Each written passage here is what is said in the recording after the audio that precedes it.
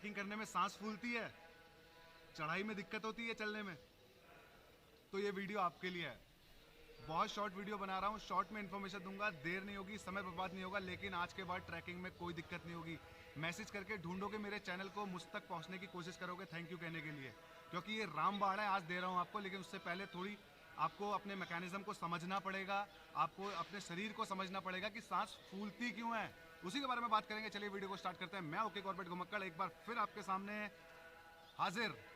हाय दोस्तों, तो अक्सर काफ़ी व्यूअर्स और मेरे काफ़ी सारे दोस्त पूछ रहे थे कि माउंटेन पे यार ट्रैक करते समय उनकी सांस फूलती है, तो उसको कैसे कंट्रोल किया जाए या फिर ऐसा क्या करें जिससे सांस ना फूले।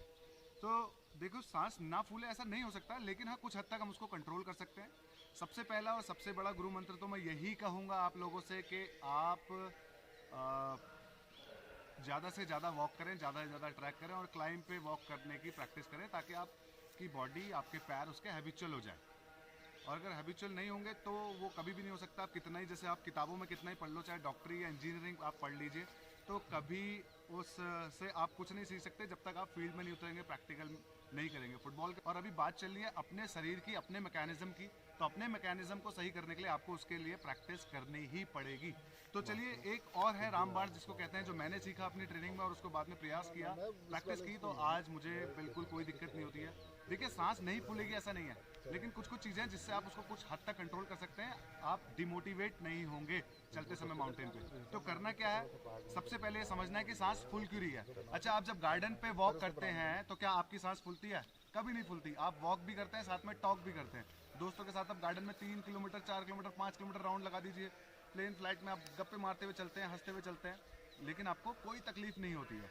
लेकिन माउंटेन पे चलते ही क्यों तकलीफ होती है? या फिर आप सोचिए, जब आप रनिंग करते हैं तो क्यों तकलीफ होती है? उसी ग्राउंड पर आप पैदल चल रहे हैं, सांस नहीं फूल रही, दौड़ रहे हैं तो सांस फूल रही है। तो बस यहीं पे है जो एक छोटा सा अंतर है, वो हमें समझना है। तो देखिए, तो हमारे पास एक ऑर्गन है, ये जो नाक है, नाक के थ्रू हम सांस लेते हैं। तो ये जो 2 होल हैं हमारे नाक से, तो देखो इसकी एक लिमिट है कि ये कितनी ऑक्सीजन ले रहा है, और अंदर सिस्टम की भी एक लिमिट है, वो कितनी ऑक्सीजन अंदर होल्ड कर रहा है। बाकी सारी कार्बन डाइऑक्साइड के साथ ऐसा नहीं है कि ऑक्सीजन बाहर नहीं आती, ऑक्सीजन भी काफ़ी मात्रा में बाहर आती है, जिसकी वजह से हमारा सीपीआर सिस्टम काम करता है। सीपीआर मालूम है ना, वो जो माउथ टू माउथ आप इमरजेंसी में ऑक्सीजन देने की कोशिश करते हैं किसी को, उसके बारे में मैं एक सेपरेट वीडियो बनाऊंगा, बाद में बात करेंगे। तो अभी क्या है, आपको ज़रूरत ज़्यादा है ऑक्सीजन की, लेकिन हम माउंटेन पे चलते हुए, मतलब माउंटेन पे चलते हुए ज़रूरत ज़्यादा है, दौड़ते समय ज़रूरत ज़्यादा है, लेकिन हमारा ऑर्गन उतनी ऑक्सीजन लेने के लिए सपोर्ट नहीं करता, जिसकी वजह से हमें ब्रीथलेसनेस फील होती है। तो उसको कंट्रोल करने का एक ही तरीका, आप हल्के वॉक करें, और एक रिदम होती है आपके लेग्स, मतलब आपके वॉक की और आपकी ब्रीदिंग की, ये एक रिदम है, वो आपको बनानी है। मैं अभी मुंह से साउंड करूंगा आपको समझाने के लिए, लेकिन आपको सांस नाक से ही लेनी है और नाक से ही छोड़नी है।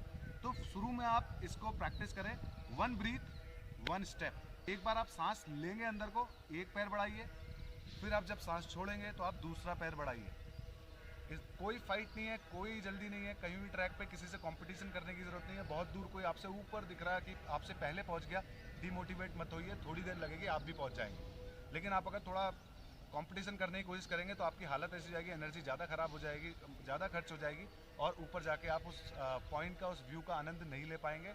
आप बस अपनी ब्रीथ कंट्रोल करने में और अपने आप को एक्लेमेटाइज करने में वो सारा समय निकाल देंगे। तो करना क्या है, मैं भी मुंह से आपको साउंड करके वो बता रहा हूँ। तो आपको ऐसे करना है,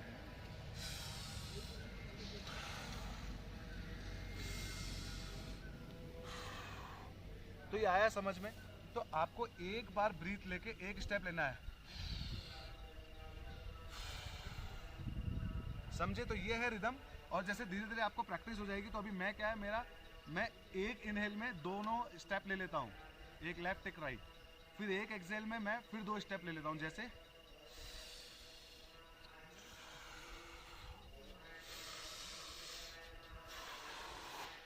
तो ये तरीका है इसका।